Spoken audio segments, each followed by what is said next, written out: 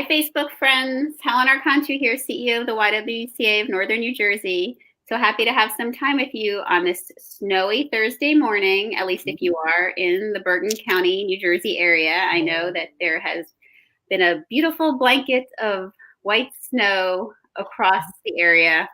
Hopefully everyone is inside enjoying it with a warm cup of cocoa.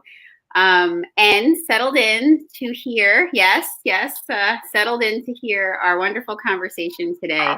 As you know, if you follow YWTV, Thursdays are when we share the mic now with Black women in our community to amplify their voices.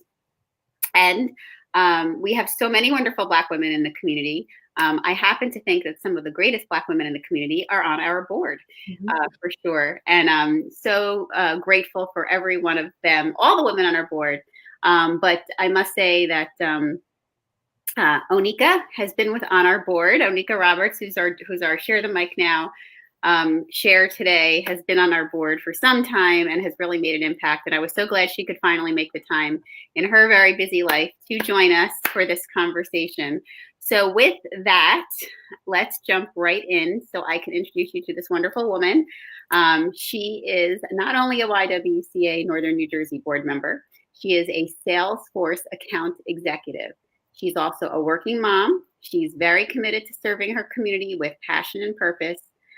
She is the president and founder of Sisters United Bike Club, spanning Bergen, Essex, and Passaic counties. She is the co-chair of Delta Academy and Delta Gems for Delta Sigma Theta Sorority Incorporated, a social service BLGO sorority, and outgoing vice president of Bergen County Mocha Moms. And as I mentioned, she's been a member of the YW board since 2016, and she does all of this, as I said, with her amazing position at Salesforce. So welcome, Onika. Thank you so much for making time to be with us today. I know that you are juggling a lot, but thank you for adding this to your day. Well, thank you for having me, Helen. It's been awesome to watch kind of YWs over the last 4 years really evolve and have a place in the community and give a voice and a platform to women of color, Black, Brown, Indigenous, Latinx. So it's exciting and I'm humbled to be a part of it. So thank you for having me today on this snowy day. Well, perfect day again for us to sit down and chat. So you've had quite a journey where you evolved. And I know that, you recently in the midst of this time also, you finished graduate school, which we didn't mention here. I did. Now a Harvard Business School graduate. Yeah. On the heels of that is when you got this amazing new position at Salesforce. So we didn't mention all that. And you also went to Howard, right? Are you Hampton. So Howard is popular now because of Kamala Harris, Senator Kamala Harris. Yes, I am. So when you said BGLO, it's Black Greek Letter Organization, which is what Kamala's part of. She's AKA, I'm DST. She attended Howard, which is a historically Black college. I attended Hampton, which is a very prestigious historically Black college. I'm very proud of. I know that one is too. I'm so happy that you shared that. I was going to ask you what the BLGO stood for. Yes, so it's Black Greek Letter Organization. Yes. So tell me a little bit about your journey that got you here today. I know that I know your story. Share with others, please. So thank you. Your reading of my bio is really humbling because it's like, wow, Nika, you've accomplished a lot. Like you've been able to do a lot, accomplish a lot.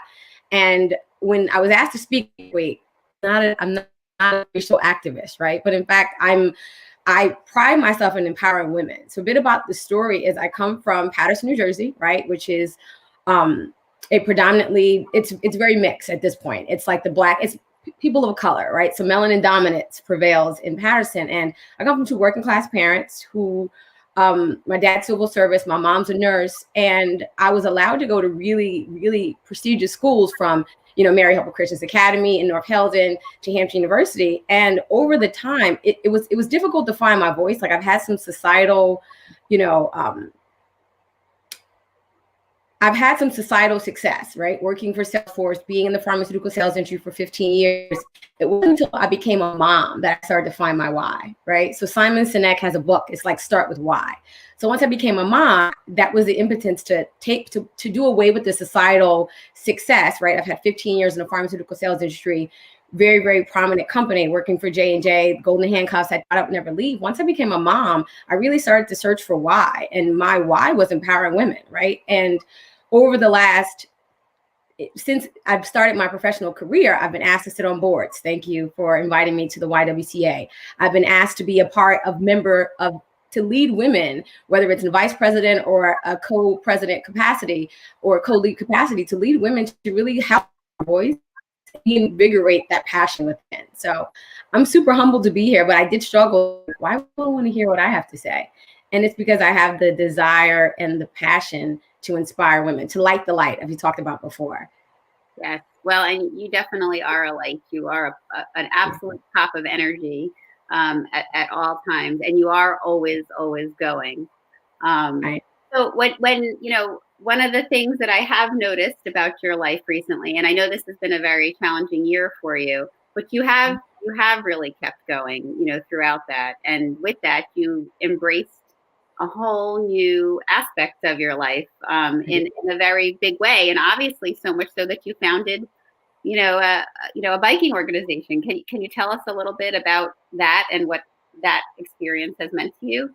So there's a few different things. So Juneteenth, I'm not sure if you're aware what Juneteenth is. It's the 1865. It's a commemoration that Black women and men or people of color commemorate as it took 3 years after the Civil War, but it's the day that we commemorate as the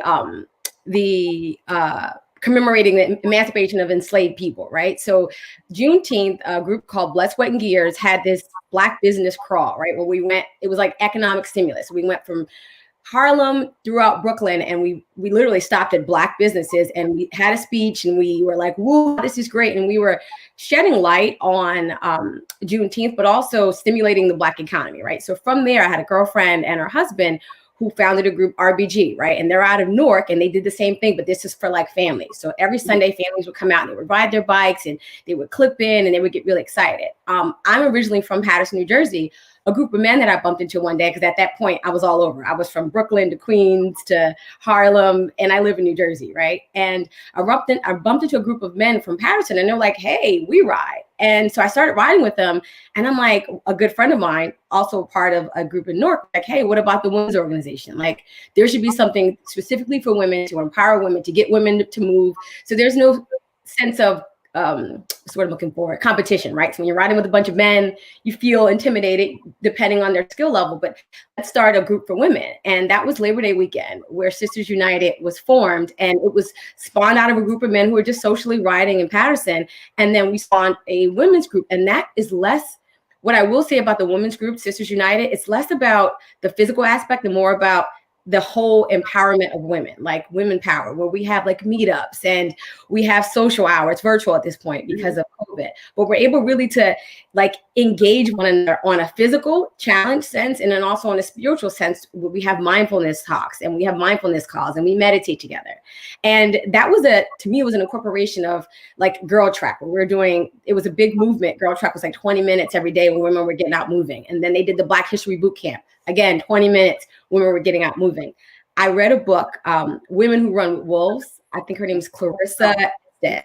And she talked about like women creating or embodying these avatars and like running. And that's where Sisters United came from. Like women in different avatars running their own race in their own lane and embodying kind of an overarching energy of release. And as you said, I had a lot of death this year. And on every instance, I was riding my bike. The day I found out my dad died, riding my bike. The day my grandmother passed, riding my bike. Women and men in my family that had passed, I found myself always on a bike, and that was my release. That was my therapeutic outlet. So I'm excited to share that with other women. Well, it's wonderful in the midst of so much loss, this year, that you have been able to find a coping mechanism that, helps you manage it, but also, as you're sharing, keeps you emotionally strong and also keeps you physically healthy. I know one of the things that you love about your biking is that it's kept you moving during this time. And, when you feel like everyone really has been very shut down and shut in, that you've been able to get out. It was it was a huge movement. I think back in April, I read that there was a national shortage of bikes, right? Everyone was going out. So people were moving away from the Pelotons and the other bike, groups, shameless plugs, I do like Pelotons, but moving away from being indoors and then going outdoors and socializing, but safe distance, right? And being able to really challenge yourself. Sometimes we do anywhere between 30 to 50 miles on 9W, 30 to 50 miles from, Fort Lee to Nyack across the Mario Cuomo Bridge. That's a challenge, but it's a mental challenge first, right? And then your physical body will follow. Yeah. So, I think one of the things that I'm always very, impressed with about you is, you are always moving. You are always involved with something. You are always trying to stay engaged in something positive and, moving from place to place to kind of be that light. But what I also know about you is you're a single mom and you've got a beautiful, strong young woman, that you're raising. Can you speak a little bit about your life and, your life as a mom and the messages that you're trying to really, give to her to raise her? That's my other child, my dog, right? Yes. So interesting. So I like to read, obviously. And I read a book. It's called The Whole Child, like the whole parent, whole child. And it talked about being this empathetic, intuitive, very sensitive parent, and you pass that energy off to your child. And I gave birth to Alea in 2014. I immediately started therapy because the goal was to be the best version of myself, to mirror that to my child, right? To give her this safe container space to grow and to learn. And I realized very early on, because I opted to parent alone, that I would have to be this strong force, but I'd be mindful of like myself, right? Because whatever you don't face will show itself in other ways. And it's been a really interesting journey reading The Whole Child and like getting to know Alea, because she's one of those like life forces that you have to be in a mindful space to engage her, and because she's going to challenge that, right? So going back to empowering women, there are lots of women, unfortunately, Black and brown women that look like me, that parent alone, right? That have small children, that they have to model greatness. I am excited to be a part of MoCA Mom, right? Bergen County MoCA Mom as a vice president, because it allows me a space to have mindfulness conversations, to engage women of color in affluent communities that want to bring our children together, to heighten their levels of awareness for self-pride, for self-pride, and for a sense of ownership, right? Like I want Alea to feel like she has a sense of entitlement to live in Ridgewood, which is, a very small percentage of Black and brown people. So it's been an interesting journey, and I'm grateful, I'm humbled to have a platform to be able to share that journey with women throughout MoCA, throughout Delta, throughout the YW, to say, hey, I parent alone, but I was able to purchase a home. I was able to send my daughter to a great school system. I was able to have, piano and lacrosse and golf lessons with my child. Even parenting alone, I'm able to expose her to different things. She started chess, by the way. She doesn't enjoy losing, but it's fun watching her challenge her thought process around thinking 2 to 3 steps ahead. So I'm humbled to be called mom. It's one of my best titles. In addition to everything else, it's my favorite job. Well, I can understand that. She's quite an amazing young woman. So I can imagine that it's a great feeling to be her mother and to watch her unfold, for sure. You mentioned your Black sorority, and you also mentioned a historically Black university and then college that you've attended. And for our viewers who may not be familiar with why both of those are so important for us to have in our world. Would you talk a little bit about, each of them and, what they have given to you and, why they are so important? I mean, we know that, Mackenzie Scott, made a significant donation, to some of the historically Black university and college men. And, I know we're very happy to see, that she, put her money there because it's an important place to invest. So interestingly enough, my dad, who is a Go Hard Harlemite, right? He read this was back, I'm not going to date myself, but this is in the 90s. And he read in either Black Enterprise or Jet magazine that, historically Black colleges were the way to go. And he didn't let me apply to any schools in New Jersey. He was adamant about me leaving the state. So that goes back to like knowing your child and being very mindful of the child you're raising. So my dad wanted me to leave the state, and he opted for Hampton. And Hampton, believe it or not, was the only school I visited. I bypassed a plethora of other schools going down 95, and and shall ride 95-13, but past a plethora of schools and ended up at Hampton University. And that was the first time in my life. And I strongly urge everyone. I mean, now there's a big surge and wave for, historically Black colleges, not only because of Kamala Harris or Vice President-elect Kamala Harris, but also because a lot of the athletes now are opting in for Black colleges, which is allowing a lot of financial and athletic services to be endowed to these schools. Where in the past, we're talking like, D1 schools are getting all of the privileges and all of the visuals around, not visuals, but a lot of the support around their athletic programs. Now, a lot of these high valued athletes are now going to historically Black colleges, and now they're giving historically Black colleges not only resources, but primetime TV and access. So nevertheless, my dad opted in for me to go to Hampton. And it was the only time in my life that I wasn't a minority. It was the only time in my life that I had men and women, East Coast to West Coast, up and down the Tidewater, down to Atlanta, across to, LA, where it was Black excellence, right? Like, so I sat in class with diplomats and attorneys and lawyers and people that I hadn't seen before. Coming from Patterson, you're either an athlete or you did some extracurricular activity. To have that high level of, we're talking like, millions of dollars a year. And that was a point in my life where it was like, wow, like this is attainable, right? So having attend Hampton, it was an illumination that like sky's the limit. You can be an owner. You don't have to work for someone. You can, work in politics. Politics are a big deal, right? Your family can be of diplomatic status and have access and have privilege. So attending a historically Black college gave me that platform. While I was there, I befriended lots of Black Greek letter organizations. So at this point, I was befriending AKAs and SGROs and Zeta Phi Betas. And in addition, a woman by the name, hey, you should really consider, Delta, right? So Delta is one of 9 Black Greek letter organizations. And I chose Delta because it's a public service sorority and I wanted to inflict change, right? I wanted to be that change agent. And then I opted in to be one of their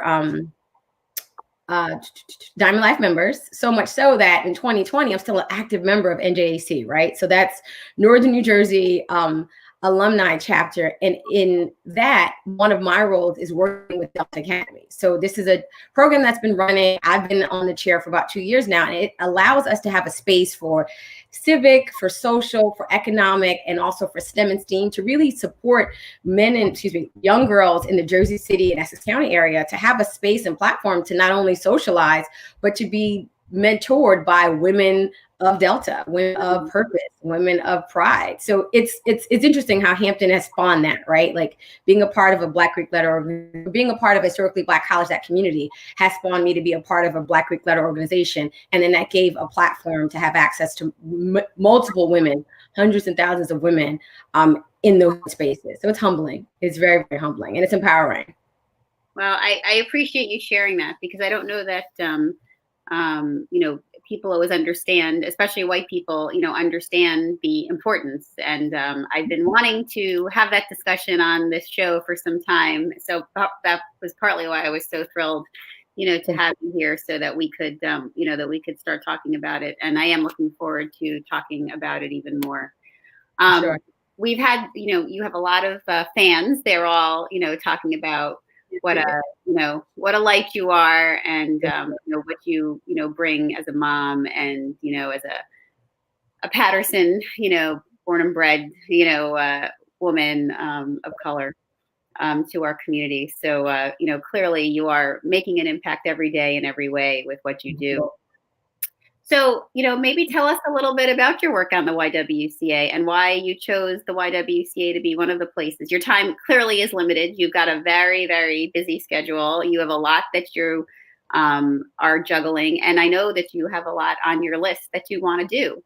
But yet you have made this a priority, in your life. Can you speak a little bit about that and why you chose this organization?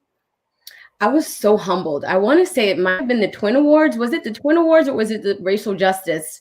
It was either the Twin Awards. I want to say it was our racial justice platform. And I believe that was the year Stina Baker was honored, right? Yeah. Stina Baker, she is a activist out of Teaneck, and she talked about having uncomfortable conversations, right? And that has stuck with me for years. I think every time I hear her or see her speak, she always talks about having those uncomfortable conversations.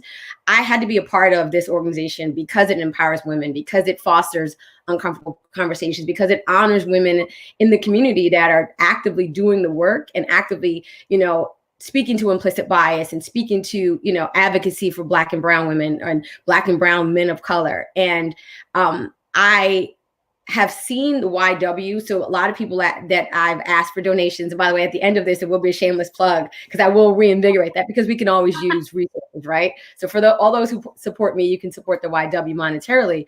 It was a space that I had never seen beyond the civic babysitting that I've seen in the past, right? Most people are like, oh, the Y, the YW, YM, they think they're synonymous, and we are very different. We have different values and different purposes.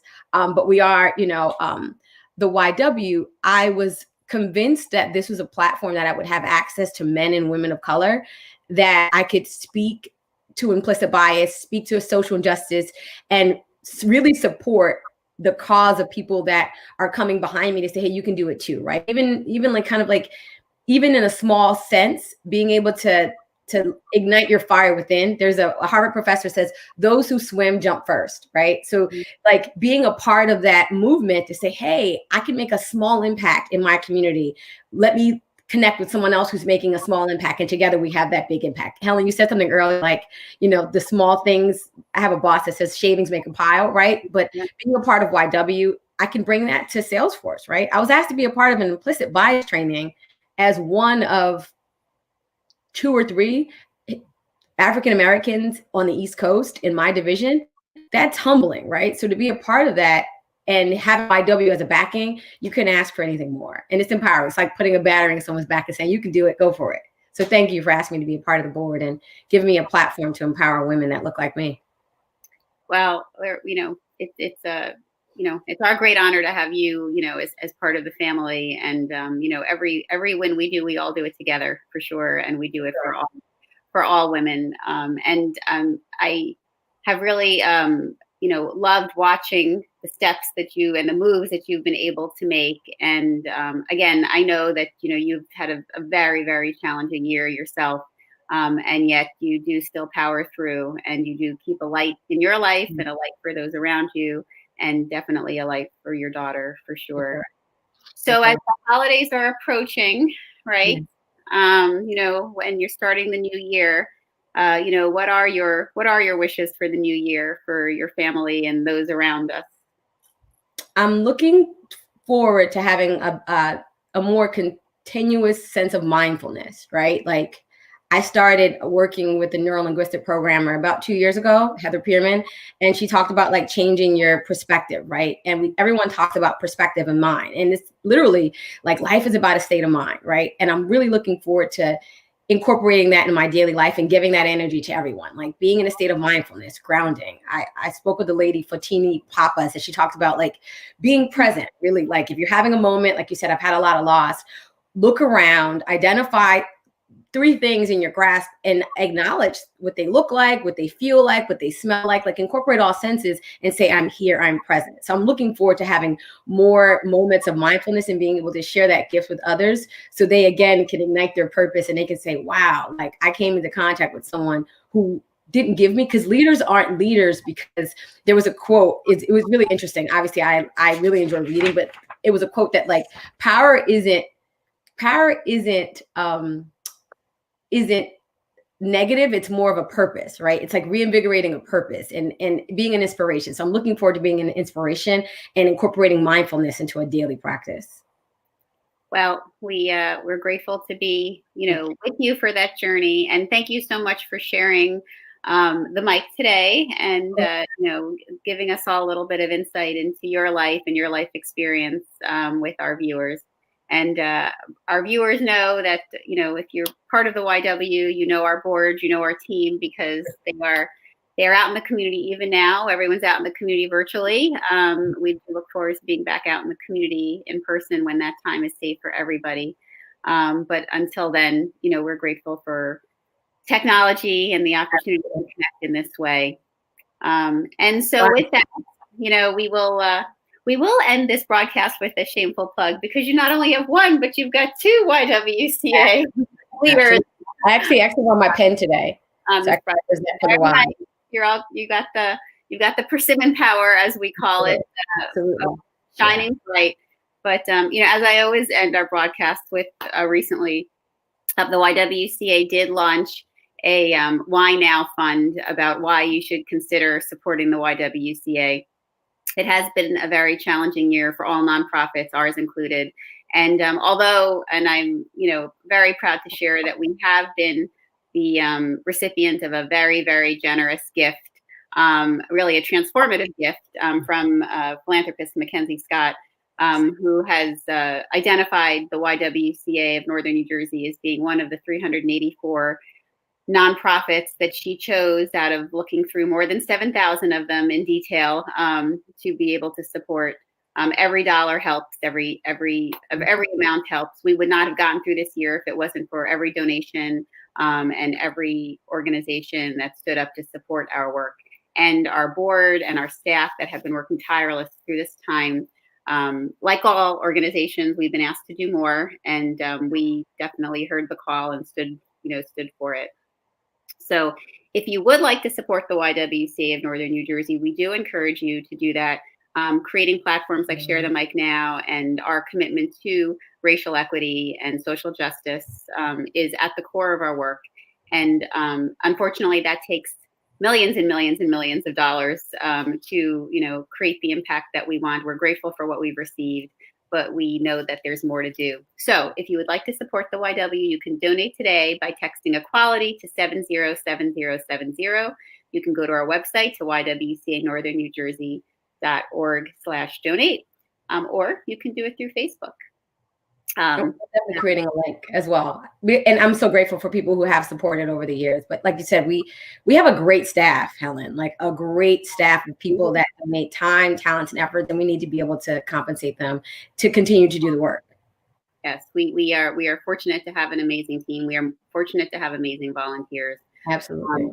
But I also believe that it's our mission that attracts people to our work, and I do believe, and it's my personal mission and commitment to keeping us, on the path, and very genuinely engaged in gaining trust from the community to continue to do this work. So with that, we appreciate you sharing the mic with us, Onika. Thank you, Helen. Thank you. And for those of you watching, we wish you a wonderful weekend. Stay safe as you're navigating the snowfall today and what's left of it, and have a fabulous weekend. I know everyone is heavy into either holiday celebrations or holiday preparations for celebrations, whatever it is. Enjoy them safely, enjoy them socially distantly, enjoy them masked, and try to emulate some of Onika's message today about mindfulness and moving in what you do. So thanks, everyone. Be well. Thank you. Soon. Bye.